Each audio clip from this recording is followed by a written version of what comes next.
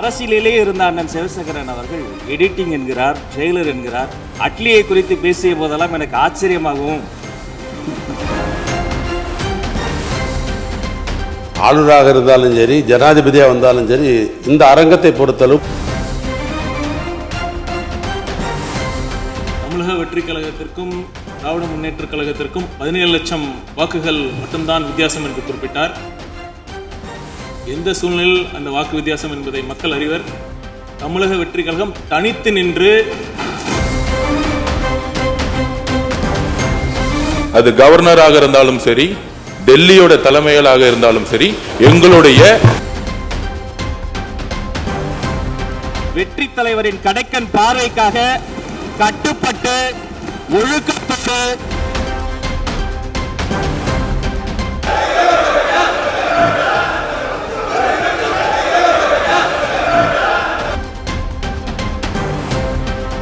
முதலமைச்சருக்கு மிக மனதுக்கு நெருக்கமான இயக்குனர் அட்லி. அவர் எடுக்கிற படம் பூரா பார்த்தீங்கன்னா பல சிறந்த திரைப்படங்களில் இருக்கிற காட்சிகளை எடுத்து போட்டு ஹிட் கொடுப்பார். ஒரு ட்ரெய்லர் ஹிட் அடிக்கணும்னா அதில் ரொம்ப கிறிஸ்பாக இருக்கணும். மாண்புமிகு பேரவைத் தலைவர் அவர்களே, மதிப்புமிகு தமிழ்நாடு முதலமைச்சர் அவர்களே, மதிப்பிற்குரிய எதிர்க்கட்சி தலைவர் அவர்களே, அமைச்சர் பெருமக்களே, சட்டமன்ற உறுப்பினர்களே, மாண்புமிகு தமிழ்நாடு முதலமைச்சர் அவர்கள் தமிழ் திரையுலகில் இருந்து திரைப்படங்களை விடுத்து மக்கள் பணிக்காக அரசியலுக்கு வந்து விட்டார். ஆனால் அரசியலிலே இருந்த அண்ணன் சிவசேகரன் அவர்கள் எடிட்டிங் என்கிறார், ட்ரெய்லர் என்கிறார். அட்லியை குறித்து பேசிய போதெல்லாம் எனக்கு ஆச்சரியமாகவும் அதிர்ச்சியாகவும் இருந்தது. இந்த சட்டமன்றத்திற்கும் அன்பு சகோதரர் இயக்குனர் அட்லி அவர்களுக்கும் என்ன சம்பந்தம்? அதே போல அவர்கள் சொன்னதை, ஜனநாயகத்தினுடைய பெரிய பலமே எதிர்க்கட்சி தான். அவர்களினுடைய ஆக்கப்பூர்வமான விமர்சனங்கள், அவர்களினுடைய அறிவுரைகள், அவர்களினுடைய எதிர்ப்பு என்பது நமக்கு ஒரு வலிமையை சேர்க்கும், ஒரு பலத்தை கொடுக்கும். அதே சமயம் விதானவாதமாக சில விஷயங்களை திரித்து அதனுடைய உண்மை தன்மை புரிந்த பின்பும் அதை வம்பிற்காக பேசுவது என்பது எப்படி சரியாக இருக்கும் என்பதை நாம் புரிந்து கொள்ள வேண்டும். அது மட்டுமல்ல, அவர் குறிப்பிட்டார், காலங்கள் மாறும், காட்சிகள் மாறும் என்றார். இந்த சட்டமன்றத்தை பாருங்கள், காலங்கள் மாறிவிட்டது, காட்சி மாறிவிட்டது. மாண்புமிகு பேரவைத் தலைவர் சொன்னதை போல நான் ரசித்து கேட்டேன் அந்த வரியை. அன்றும் இன்றும் என்றும் தமிழ்நாட்டு மண்ணுக்கும் மக்களுக்கும் ஒரு குணம் இருக்கிறது. மாநில உரிமை, தமிழ் மொழி எங்கள் உயிருக்கு மேல், தமிழ் எங்கள் பேச்சு, தமிழ் எங்கள் மூச்சு, தமிழ்தான் எங்களினுடைய ஒரே பிரதான உயிர் இலக்கு. நேற்றும் முதலில் எது பாடப்பட வேண்டும் என்ற ஒரு விஷயம் வந்தபோது தமிழ்த்தாய் வாழ்த்துத்தான் முதலில் பாடப்பட வேண்டும் என்று ஒன்றிய அரசின் சுற்றறிக்கையை மீறி தமிழ்த்தாய் வாழ்த்தைக்கு முதலிடம் கொடுத்தோம். என்றும் அதைத்தான் நாங்கள் பின்பற்றுவோம் என்று சொல்லி நம்முடைய சட்டமன்றத்தில் மேகதாது உள்ளிட்ட பல்வேறு பிரச்சனைகளை பேசி ஆக்கப்பூர்வமாக இதை டேக்கிங் ஃபார்வர்ட், அடுத்த கட்டத்தை நோக்கி நாம் சென்று கொண்டிருக்கிறோம். மீண்டும் 2 மாமன்ற சட்டமன்ற உறுப்பினர்கள் அவர்களுக்குள் இந்த வார்த்தை விளையாட்டை பேசிக்கொள்வதை விடுத்து ஆக்கப்பூர்வமான அரசியலுக்கு நோக்கி நாம் செல்ல வேண்டும் என்பதை மாண்புமிகு பேரவைத் தலைவர் மூலமாக கேட்டுக்கொள்கிறேன். நன்றி.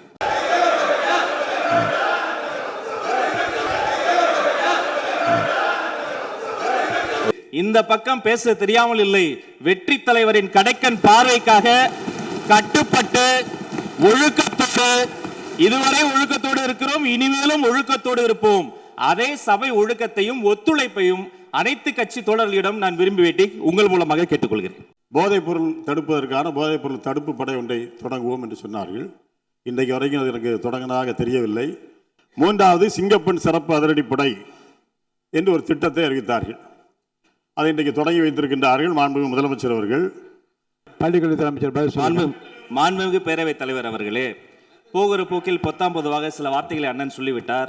போதைப் பொருள் தடுப்பு நடவடிக்கை குறித்து அண்ணன் கேட்டார். அவருக்கான பதிலாக ஜூன் மாதம் 3ஆம் தேதி தொடங்கி 16ஆம் தேதிக்குள் 473 போதைப் பொருள் தொடர்பான வழக்குகள் பதிவு செய்யப்பட்டு 672 போதைப் பொருள் ரவுடிகள் கைது செய்யப்பட்டு, நான் இங்கு பேசிக் கொண்டிருக்கிற இதே வேளையிலே தமிழ்நாடு முழுக்க திக்கெட்டும் திசையிட்டும் 38 மாவட்டங்களில் கைப்பற்றப்பட்ட சுமார் 10,56,00,000க்கும் அதிகமான போதைப் பொருட்களை எல்லாம் கொட்டி அழித்து எரித்து போதை சாம்ராஜ்யம் மாண்புமிகு முதல்வரின் ஆட்சியில் வேரோடும் வேரடி மண்ணோடும் ஒழிக்கப்பட்டுக் கொண்டிருக்கிறது.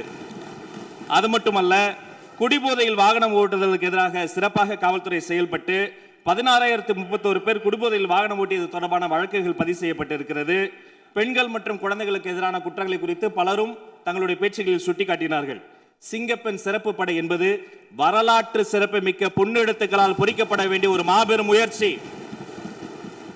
இந்த சிங்கப்பெண் சிறப்பு படை திட்டத்தினுடைய முதல் கட்டம் phase 1 இப்பொழுது தொடங்கப்பட்டிருக்கிறது. பின்பு phase 2, phase 3 என்று அடுத்தடுத்த கட்டங்கள் வரும். இந்த phase 1லேயே சிங்கப்பெண் முதல் கட்டத்திலேயே வெற்றிகரமாக தொடங்கப்பட்டு 70 சிங்கப்பெண் சிறப்பு படைக்கல அலகுகள் உருவாக்கப்பட்டு உதவி ஆய்வாளர்கள், காவல்துறையினுடைய பணியாளர்கள் என்று ஒரு திட்டமிடப்பட்ட கட்டமைக்கப்பட்ட ஒரு ஸ்ட்ரக்சர் உருவாக்கப்பட்டு தமிழ்நாடு முழுக்க ரோந்து பணிகள் மேற்கொள்ளப்பட்டு கல்வி நிறுவனங்களில் மட்டும் 1315 கல்வி நிறுவனங்களில் விழிப்புணர்வு நிகழ்ச்சிகள் நடத்தப்பட்டு பொது இடங்களில் 1418 இடங்களில் விழிப்புணர்வு நிகழ்ச்சி நடத்தப்பட்டு நேரில் சென்ற 69 வழக்குகள் பதிவு செய்து விசாரித்து ஆதரவு சேவைகளுக்காக 25 வழக்குகளுக்கு அனுப்பப்பட்டு காணாமல் போன ஒரு குழந்தையும் பெண்ணையும் சிங்க பெண்கள் சிறப்பு படை கண்டுபிடித்து வீட்டுக்கு அனுப்பி வைத்திருக்கிறார்கள். அது மட்டுமல்ல, கடந்த 15-20 நாட்களுக்குள்ளாக சற்றொப்ப 1328 நினைவு சரியாக இருக்குமானால் அந்த குற்றவாளிகளாம் அடையாளம் காணப்பட்டு உடனடியாக கைது செய்யப்பட்டு பிணையில் ஜாமீனில் வெளிவர முடியாத பிடியாணை பிறப்பிக்கப்பட்டு சற்றொப்ப 2500 சொச்சம் அந்த சீரியல் அஃபெண்டர்ஸ், அதாவது 18 குற்றவாளிகளை எல்லாம் உடனடியாக பிடித்து கிட்டத்தட்ட 4000க்கும் அதிகமான சமூக விரோதிகளை சிறைச்சாலையில் தள்ளி இருக்கிறது தமிழ்நாடு காவல்துறை என்பதை இதன் மூலமாக தெரிவித்துக் கொள்கிறேன். பொதுவாக மாண்புமிகு சட்டப்பேரவை உறுப்பினர்கள் பேசுகிற போது கூட ஒரு உறுப்பினர் சொன்னார், சட்டம் ஒழுங்கு எப்படி இருக்கிறது, பெண்களுக்கு எதிரான குற்றங்கள் அதிகரித்து இருக்கிறது. மாண்புமிகு முதல்வர் நிதி ஆயோக் கூட்டத்தில் பேசிய பொழுது தமிழ்நாட்டு பெருமளை எல்லாம் சொன்னார், அதற்கெல்லாம் நாங்கள் தான் காரணம். ஆம், சரியாக சொன்னீர்கள். இந்த தமிழ்நாட்டில் சீரழிந்திருக்கிற போதை பழக்கத்திற்கும் சட்ட ஒழுங்கு பிரச்சனைகளுக்கும் இதற்கு முன்னால் ஆண்டவர்களும் ஒரு காரணம் என ஒப்புதல் வாக்குமூலத்தை கொடுத்திருக்கிறது என்பதையும் சுட்டிக்காட்டி மீண்டும் சொல்கிறேன், சரித்திர சிறப்பு வாய்ந்த சிங்க பெண்கள் சிறப்பு படை சிறகடித்து பறக்கிறார்கள். பொறுத்திருந்து பாருங்கள், வெயிட் அண்ட் வாட்ச். தமிழ்நாட்டினுடைய சட்டம் ஒழுங்கு இந்தியாவிலே சிறந்த மாநிலமாக இந்த சிறப்பு படை மாற்றி காட்டும் என்று உங்கள் மூலமாக தெரியப்படுகிறது. மாண்புமிகு உறுப்பினர் சாசி சிவசங்கர் அவர்கள். தமிழ்த்தாய் வாழ்த்தை முதலில் பாட வேண்டும், அவை நிறைவின் போதுதான் தேசிய கீதம் பாட வேண்டும் என்கின்ற மரபு தமிழ்நாட்டிலே கடைபிடிக்கப்பட்டு வருவது. இது ஏதோ அவைக்கு மாத்திரமல்ல, நீங்களும் நானும் பள்ளியிலே படிக்கும் போதும் அங்கேயும் இந்த நிகழ்வு தான் நடைபெற்று என்பதை உங்களுக்கு நான் சுட்டிக்காட்ட விரும்புகிறேன். பேரவைத் தலைவர் அவர்களே, வந்தே மாதரம் பாடல் இதற்கு முன்பு முதலமைச்சராக இருந்த திராவிட முன்னேற்றக் கழகத்தின் தலைவரும் ஐயா மு.க. ஸ்டாலின் அவர்கள் இருந்தபொழுது உயர்நீதிமன்றத்தில் பதவியேற்பு விழாவில் ரீசெண்டாக வந்த சர்க்குலர், ஹோம் மினிஸ்டருடைய சர்க்குலர் படி வந்தே மாதரம் பாடல் முதல் முறையாக பாடப்பட்டது. அப்பொழுது திரு மு.க. ஸ்டாலின் அவர்கள் அதற்கான மரியாதையை எழுந்து கொடுத்தார்கள். இது ரீசெண்டாக வந்த பிரச்சனை. அதற்கப்புறம் பதவியேற்பு விழாவில் மாண்புமிகு முதலமைச்சரா பொறுப்பேற்பதற்கு முன்பு கவர்னரிடம் கோரிக்கை கொடுத்தார்கள். அப்பொழுது கவர்னர் ஹோம் மினிஸ்டருடைய சர்க்குலரை தான் நாங்கள் ஒபே பண்ணணும்னு சொன்னார். கிட்டத்தட்ட 5 நிமிடம் அப்பொழுதே தன்னுடைய கோரிக்கை வைத்தார் பதவியேற்பு விழாவுக்கு முன்பே. அதன் பின்பு கவர்னருடைய அலுவலகத்தில் அடுத்த பதவியேற்பு நடக்கும் பொழுதும் நம்மளுடைய கோரிக்கை முதல்வரும் சரி நாங்களும் சரி வைத்தோம். கவர்னருடைய கண்ட்ரோல் இருக்கக்கூடிய அவருடைய அவையில பதவியேற்கும் பொழுது மாநில அரசால எந்த விதமான முயற்சிகளை செய்ய முடியல. ஆனால் அரசு நிகழ்ச்சிகளில் எப்பொழுதும் தாய்மொழியா இருக்கக்கூடிய தமிழ்த்தாய் வாழ்த்தை பாடினோம். அதே மாதிரி இன்றைக்கு மாண்புமிகு முதலமைச்சர் அவர்கள் முதல் சட்டசபை கூட்டத்தில் பேரவைத் தலைவர் அவர்கள் இங்கு தலைமை இருக்கக்கூடிய அவையில கவர்னருடைய கோரிக்கைகளை முதலில் வந்தே மாதரம் பாடணும்னு சொல்லும் பொழுதும் சரி, அதில் முதலமைச்சர் உறுதியாக நின்று பேரவைத் தலைவர்களிடம் உறுதியாக பேசி எங்களுடைய கருத்துக்களை கவர்னரிடம் உறுதியாக கூறி பேரறிஞர் அண்ணா உருவாக்கிய மாநில கொள்கையில் அந்த கொள்கையில் உறுதியாக இருந்து இன்றைக்கு 3-4 வருடங்களாக கவர்னர் முன்பு கவர்னரோட சண்டை போட்டு வெளிநடப்பு பண்றது ஒரு டிப்ளமசி கிடையாது. எந்த கவர்னர் புறக்கணிக்கப்பட்டாரோ அதே கவர்னர் முன்பு தமிழ் தாய் வாழ்த்து பாடப்பட்டது. இதுதான் தமிழ்நாட்டில் புதிய தலைமையின் எங்களுடைய முதலமைச்சருடைய மெசேஜ்.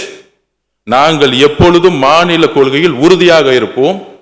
அது கவர்னராக இருந்தாலும் சரி, டெல்லியோட தலைமையிலாக இருந்தாலும் சரி, எங்களுடைய மாநில உரிமையை ஸ்டேட் அட்டானமி சொல்லக்கூடிய அறிஞர் அண்ணாவுடைய கொள்கையில் நாங்கள் எப்பொழுதும் உறுதியாக இருப்போம் என்பதை பதிவு செய்து 4 வருடங்கள் கழித்து முதல் முறையாக அதை நடைமுறைப்படுத்துவது எங்களுடைய மாண்புமிகு முதலமைச்சர் அவர்கள். ஒரு சண்டை போட்டு வெளிநடப்பு பண்றதில்லை. அதே கவர்னரை தமிழ் தாய் வாழ்த்து முதல்ல பாட வச்சு நிக்க வச்சு மரியாதை கொடுத்து தமிழக மக்களுடைய உரிமையை நிலைநாட்டியது இந்த அவையில். அதனால இதை திராவிட முன்னேற்ற கழகத்துடைய தோழர்கள், உங்களுடைய கொள்கையும் எங்களுடைய கொள்கையும் அண்ணாவுடைய கொள்கையும் தான். இதில் எந்த விதமான கருத்து வேறுபாடும் கிடையாது. இதில் நம்ம கிட்ட எந்த விதமான வேறுபாடும் கிடையாதுங்களை நம்முடைய சகோதரர்களுடைய சட்டமன்ற உறுப்பினர்கிட்ட பதிவு பண்ணிக்கிறோம். அதில் நாங்கள் எப்பொழுதும் எங்கள் உயிரை விட உறுதியாக நாங்கள் இருப்போங்கிறதை பதிவு பண்ணிக்கிறோம். மாண்பு உறுப்பினர் முனைவர் திரு எம். எஸ். ஜவஹர்லால் அவர்கள். மாண்புமிகு பேரவைத் தலைவர் அவர்களே, 17வது சட்டமன்ற பேரவையில் ஆளுநர் உரைக்கு நன்றி தெரிவிக்கக்கூடிய தீர்மானத்தில் உரையாற்ற வாய்ப்பு அளித்தமைக்காக எனது மனமார்ந்த நன்றியை தெரிவித்துக் கொள்கின்றேன்.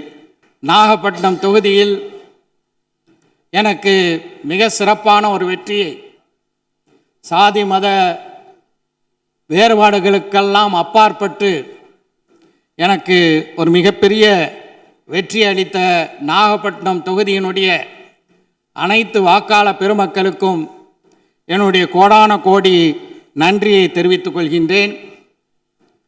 மாண்புமிகு பேரவைத் தலைவர் அவர்களே, ஆளுநர் உரை என்பது இந்த அரசாங்கத்தினுடைய திசைவழி போக்கு என்ன என்பதை நிர்ணயிக்கக்கூடிய ஒரு உரை.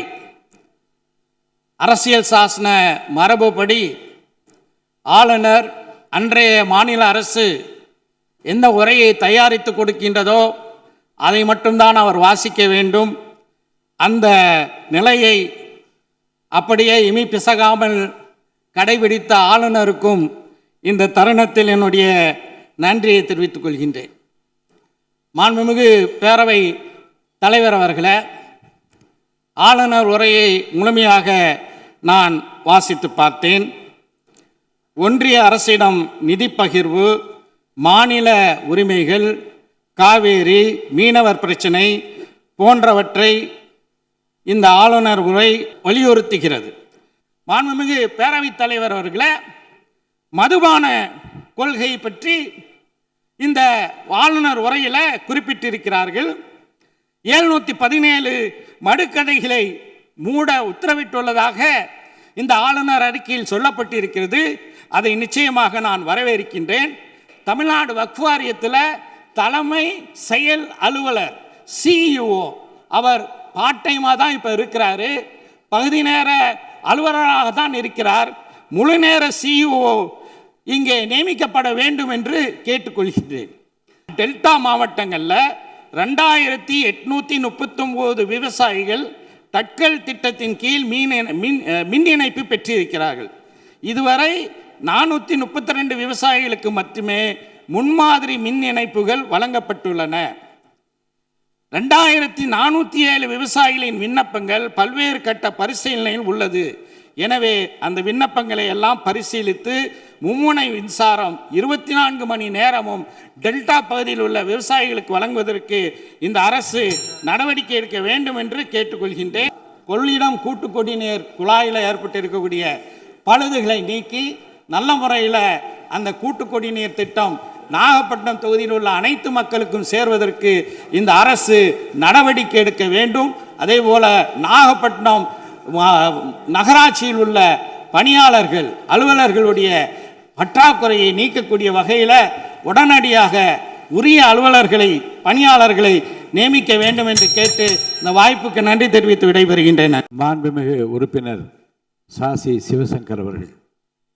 தமிழ்த்தாய் வாழ்த்தை முதலில் பாட வேண்டும், அவை நிறைவின் போதுதான் தேசிய கீதம் பாட வேண்டும் என்கின்ற மரபு தமிழ்நாட்டிலே கடைபிடிக்கப்பட்டு வருவது.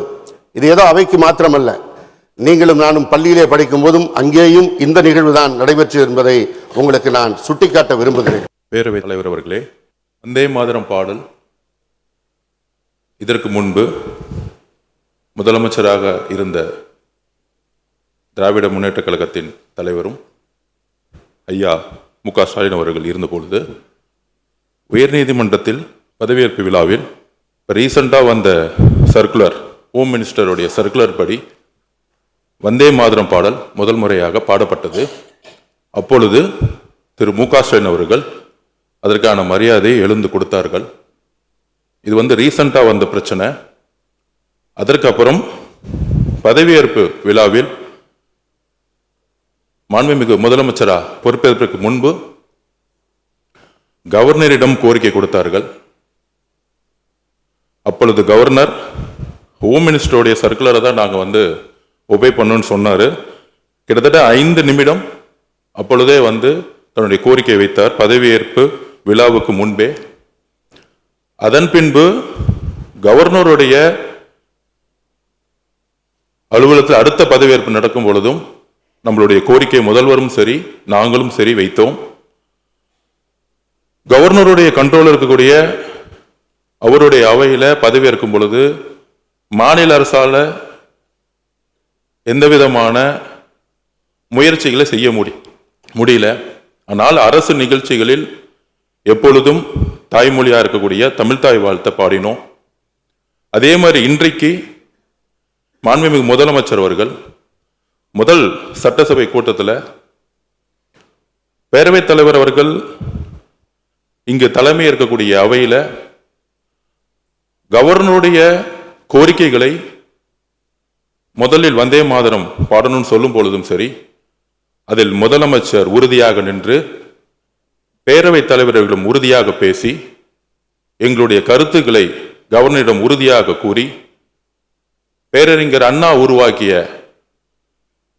மாநில கொள்கையில் அந்த கொள்கையில் உறுதியாக இருந்து இன்றைக்கு 3-4 வருடங்களாக கவர்னர் முன்பு கவர்னரோட சண்டை போட்டு வெளிநடப்பு பண்றது ஒரு டிப்ளமசி கிடையாது. எந்த கவர்னர் புறக்கணிக்கப்பட்டாரோ அதே கவர்னர் முன்பு தமிழ் தாய் வாழ்த்து பாடப்பட்டது. இதுதான் தமிழ்நாட்டில் புதிய தலைமையின் எங்களுடைய முதலமைச்சருடைய மெசேஜ். நாங்கள் எப்பொழுதும் மாநில கொள்கையில் உறுதியாக இருப்போம். அது கவர்னராக இருந்தாலும் சரி, டெல்லியோட தலைமையிலாக இருந்தாலும் சரி, எங்களுடைய மாநில உரிமையை ஸ்டேட் அட்டானமி சொல்லக்கூடிய அறிஞர் அண்ணாவுடைய கொள்கையில் நாங்கள் எப்பொழுதும் உறுதியாக இருப்போம் என்பதை பதிவு செய்து 4 வருடங்கள் கழித்து முதல் முறையாக அதை நடைமுறைப்படுத்துவது எங்களுடைய மாண்புமிகு முதலமைச்சர் அவர்கள். ஒரு சண்டை போட்டு வெளிநடப்பு பண்றதில்லை. அதே கவர்னரை தமிழ் தாய் வாழ்த்து முதல்ல பாட வச்சு நிக்க வச்சு மரியாதை கொடுத்து தமிழக மக்களுடைய உரிமையை நிலைநாட்டியது இந்த அவையில். அதனால இதை திராவிட முன்னேற்ற கழகத்துடைய தோழர்கள், உங்களுடைய கொள்கையும் எங்களுடைய கொள்கையும் அண்ணாவுடைய கொள்கையும் தான். இதில் எந்த விதமான கருத்து வேறுபாடும் கிடையாது. இதில் நம்ம கிட்ட எந்த விதமான வேறுபாடும் கிடையாதுங்களை நம்முடைய சகோதரர்களுடைய சட்டமன்ற உறுப்பினர்கிட்ட பதிவு பண்ணிக்கிறோம். அதில் நாங்கள் எப்பொழுதும் எங்கள் உயிரை விட உறுதியாக நாங்கள் இருப்போங்கிறதை பதிவு பண்ணிக்கிறோம். மாண்புமிகு பேரவைத் தலைவர்களே, ஆளுநர் மாளிகை என்பது அவருக்கு கட்டுப்பட்டது. உயர்நீதிமன்றம் என்பது நீதிபதிக்கு கட்டுப்பட்டது. இந்த அவை என்பது முழு அதிகாரம் படைத்தது உங்களுடைய கட்டுப்பட்டது. ஆளுநராக இருந்தாலும் சரி, ஜனாதிபதியாக வந்தாலும் சரி, இந்த அரங்கத்தை பொறுத்தளவுக்கு உங்களுக்கு கட்டுப்பட்டது. நீங்கள் எடுக்கிற முடிவு தான் இறுதியான முடிவு. இதுதான் காலகாலமாக எங்களுடைய சட்டமன்ற உறுப்பினர் சிவசங்கர் அவர்கள் எது ஒரு குற்றச்சாட்டும் சொல்லவில்லை. அவர் உங்களை கன்சிடர் பண்ண ஒரு கோரிக்கை வைத்திருக்கிறார். நடந்து முடிந்தது நல்லதாக நடந்திருக்கிறது. நடப்பவையெல்லாம் நல்லதாகவே நடக்கும் என்பதை நான் தெரிவித்துக் கொள்கிறேன்.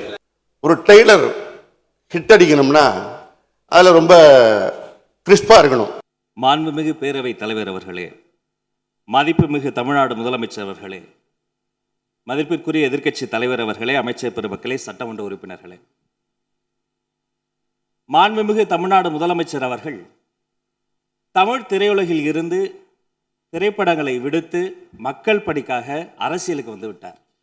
ஆனால் அரசியலிலே இருந்த அண்ணன் சிவசேகரன் அவர்கள் எடிட்டிங் என்கிறார், ட்ரெய்லர் என்கிறார். அட்லியை குறித்து பேசிய போதெல்லாம் எனக்கு ஆச்சரியமாகவும் அதிர்ச்சியாகவும் இருந்தது. இந்த சட்டமன்றத்திற்கும் அன்பு சகோதரர் இயக்குனர் அட்லி அவர்களுக்கும் என்ன சம்பந்தம்? அதே போல அவர்கள் சொன்னதை, ஜனநாயகத்தினுடைய பெரிய பலமே எதிர்க்கட்சி தான். அவர்களினுடைய ஆக்கப்பூர்வமான விமர்சனங்கள், அவர்களினுடைய அறிவுரைகள், அவர்களினுடைய எதிர்ப்பு என்பது நமக்கு ஒரு வலிமையை சேர்க்கும், ஒரு பலத்தை கொடுக்கும்.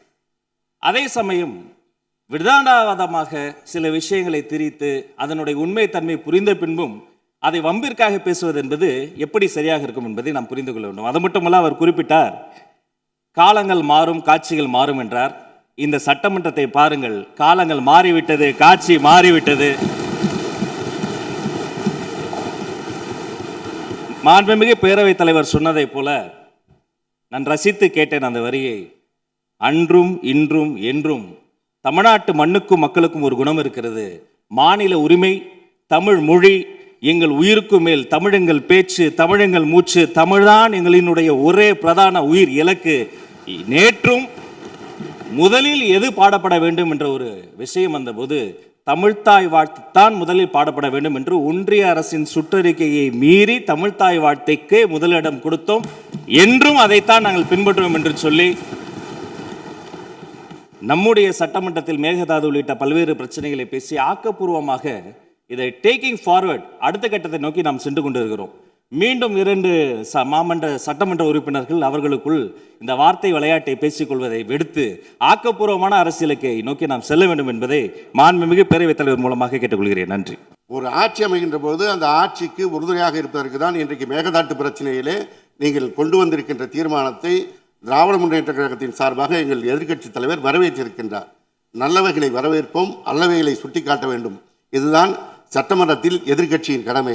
உங்களுக்கும் எங்களுக்குமான வாக்கு வித்தியாசம் 17 லட்சம் தான். மக்கள் நலத்துறை அமைச்சர் அவர்கள் சற்று முன் பேசிய திராவிட முன்னேற்ற கழக சட்டமன்ற உறுப்பினர் கூறுகையில், தமிழக வெற்றி கழகத்திற்கும் திராவிட முன்னேற்ற கழகத்திற்கும் 17 லட்சம் வாக்குகள் மட்டும்தான் வித்தியாசம் என்று குறிப்பிட்டார். எந்த சூழ்நிலையில் அந்த வாக்கு வித்தியாசம் என்பதை மக்கள் அறிவர். தமிழக வெற்றி கழகம் தனித்து நின்று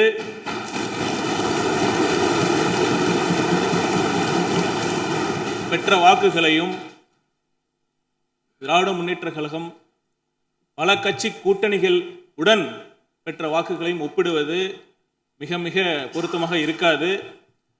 நாங்கள் பெருமையுடன் சொல்வோம், எங்களுக்கு கிடைத்த ஒவ்வொரு வாக்கும் தமிழக வெற்றி கழகத்திற்காக மட்டும், தமிழக வெற்றி கழகத்தின் தலைவர் முதலமைச்சராக வர வேண்டும் என்பதற்காக விழுந்த வாக்குகள் தான். பல கட்சி கூட்டணிகளுடன் தேர்தலில் வெற்றி பெற்ற திராவிட முன்னேற்ற கழகம், திராவிட முன்னேற்ற கழகத்துக்கு கிடைத்த வாக்குகள் கூட்டணி கட்சிகளுக்காகவும் விழுந்த வாக்குகள் என்பதை பதிவு செய்ய கடமைப்பட்டிருக்கிறேன். நன்றி. மாண்புமிகு பேரவைத் தலைவர்களே, மாண்புமிகு மக்கள் நல்வாழ்வுத்துறை அமைச்சர் சொன்ன கருத்துகள் சரிதான். நீங்கள் தனியாக நின்ற பெற்று வாக்குகள், ஆனால் வரும் காலத்திலும் நாங்கள் தனியாக நிற்போம், தனியாக வாக்குகளை பெறுவோம் என்று நீங்கள் சொல்ல தயாரா? பள்ளிக்கல்வித்துறை அமைச்சர் அவர்கள். மாண்புமிகு பேரவைத் தலைவர் அவர்களே, எந்த ஒரு கட்சியும் தமிழ்நாடு வரலாற்றில் ஆட்சியிலும் பங்கு, அதிகாரத்திலும் பங்கு என்று சொன்னதில்லை, சொன்னதை செய்ததில்லை. முதல் மாநாட்டில் சொன்னதை இந்த நேரத்தில் செய்து காட்டிக் கொண்டிருக்கிறோம். அதே போல மக்கள் வழங்கிய தீர்ப்பை எப்போதும் யாரும் எந்த காரணத்திற்காகவும் சிறுமைப்படுத்தி பேசக்கூடாது.